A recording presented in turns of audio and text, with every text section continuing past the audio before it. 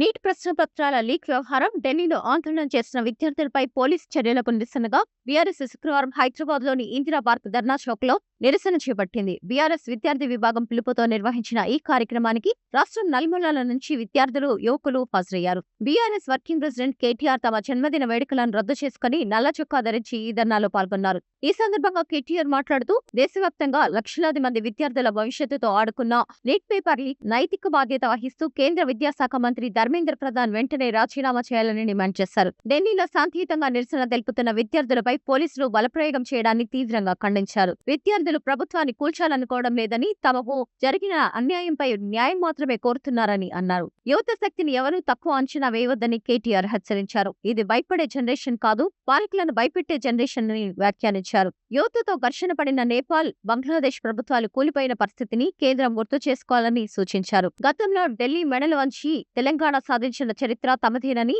ఇప్పుడు కూడా విద్యార్థుల హక్కుల కోసం పోరాటం కొనసాగిస్తామని చెప్పారు. రాష్ట్ర కాంగ్రెస్ ప్రభుత్వం పైన కేటీఆర్ విమర్శలు గుప్పించారు. కేంద్ర ప్రభుత్వ విధానాలను నిరసిస్తూ తాము ధర్నా చేస్తుంటే దానికి అడ్డుకునేందుకు యూత్ కాంగ్రెస్ ను పంపడం ఎందుకని ప్రశ్నించారు. విద్యార్థులకు న్యాయం జరిగే వరకు బీఆర్ఎస్ అండగా ఉంటుందని స్పష్టం చేశారు. ఈ కార్యక్రమంలో బీఆర్ఎస్వి నాయకులు, ప్రజా సంఘాల ప్రతినిధులు, పెద్ద సంఖ్యలో విద్యార్థులు పాల్గొన్నారు.